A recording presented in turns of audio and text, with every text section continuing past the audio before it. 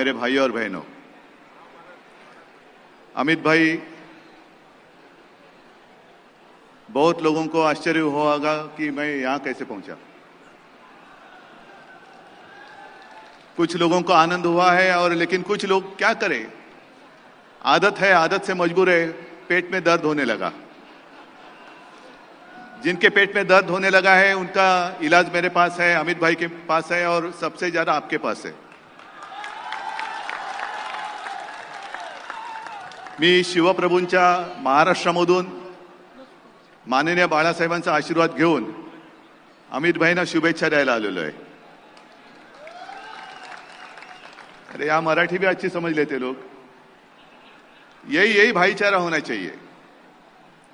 और जो मैं बात कह रहा था कि कुछ लोग खुशी मना रहे थे कि दो एक विचारधारा वाली पार्टी आपस में लड़ रही है, झगड़ रही है, लेकिन वो जानते नहीं कि जो कुछ चल रहा था, अमित भाई मेरे घर आए, बातचीत हुई, मनमुटाव जरूर था, मतभिन्नता जरूर थी, लेकिन जब हम साथ में बैठे तो कोई अब मनमुटाव नहीं रहा, ना कोई मतभिन्नता रही। जितने सारे विवाद थे हमने उनको खत्म कर दिया है। और वो इसलिए क्योंकि शिवसेना हो या भारतीय जनता पार्टी, हमारी विचारधारा एक है। हिंदुत्व यानी राष्ट्रीयत्व हमारी विचारधारा है। मेरे पिताजी कहा करते थे कि हिंदुत्व हमारी सांस है, अगर सांस रुक जाए तो हम कैसे जिएंगे। और इसलिए हम फिर से एक बार एक साथ आए हैं। जो पार्टियां, जैसे आपने अभी देखा होगा कि हम सारे साथ खड़े रहकर एक बड़ी माला हमें पहनाई गई। ये तो चुनाव का माहौल रहता है, गर्म करने का एक तरीका रहता है। विपक्ष ने भी कितने 56, अब तक 56, एक पिक्चर थी वो याद आ गई मुझे, अब तक 56, वो सारे इकट्ठा है, हाथ में हाथ मिलाए, हाथ मिलाओ। लेकिन वो एक जो कहावत है ना, दिल मिले ना मिले, हाथ तो मिलना चाहिए। हमारा दिल मिल गया है।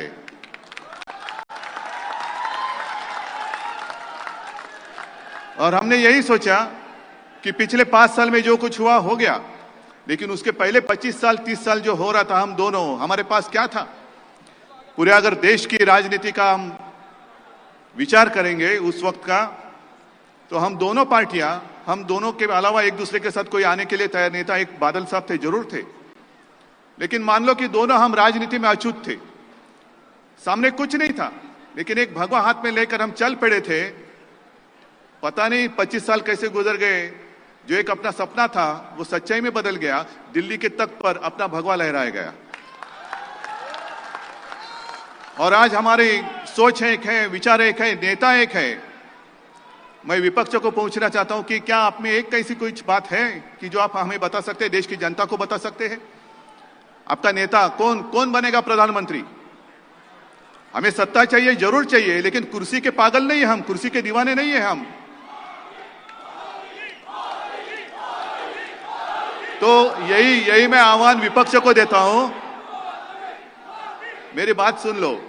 जैसे आप मोदी जी के नारे लगा रहे हैं, मैं विपक्ष को आह्वान देता हूं, चलो जैसे हम एक साथ आए हुए हैं, आपकी एक रैली करो और कार्यकर्ताओं को बोलो कि एक नाम लेकर नारे लगाओ। चलो, मेरा आह्वान है। ना कोई सोच है, ना कोई नेता है। कितने लोग चाहते हैं प्रधानमंत्री बने। ये चाहता है कि हम इकट्ठा आए, क्योंकि अगर हमारा बहुमत आता है तो मैं प्रधानमंत्री बनूंगा। वो चाहता है नहीं, मैं बनूंगा। अरे पहले ही टांग खींचना शुरू कर दिए आपने, तो आगे कैसे। जब आपस में टांग खींचना शुरू होता है तो वही टांगों से, वही कदमों से आगे कैसे बढ़ सकते आप। और इसलिए मैं कहता हूं, अमित भाई, मैं यहां आया हूं, मैं आपको पता है और आप सभी लोगों को पता है, जो मेरे पिताजी ने हमें सिखाया है, हमारे ऊपर जो संस्कार है, जो करना है दिल खोलकर करो, दिल खोलकर करो। हमने जो मुद्दे उठाए थे, जनता के थे। संघर्ष में नहीं कहता, मतभिन्नता थी, लेकिन उसको तो मैंने पहले ही कह दिया कि हमने मिटा दिया है।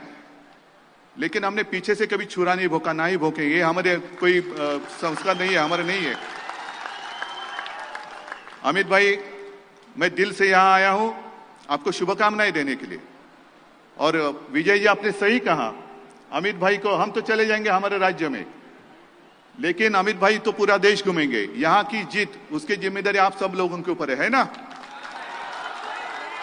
क्या आप समर्थ है लेने के लिए? समर्थ है? जरा हाथ ऊपर करके बताओ क्या हाँ हम समर्थ है। तो बस हमेशा चुनाव आता है तो माहौल गर्म होता है, लेकिन अब मुझे चिंता इस बात की है, माहौल गर्म करने के लिए सामने है कौन? कोई नहीं है। माहौल तो हमारा ही है, भगवा भगवा और भगवा, दूसरा कुछ है नहीं। मैं आप सभी लोगों को धन्यवाद देता हूं। अमित भाई, आपको हमने जो शपथ ली है कि दोनों साथ मिलकर देश को आगे बढ़ाएंगे, तो आप आगे चलो, हम साथ हैं। जय हिंद, जय महाराष्ट्र, जय गुजरात।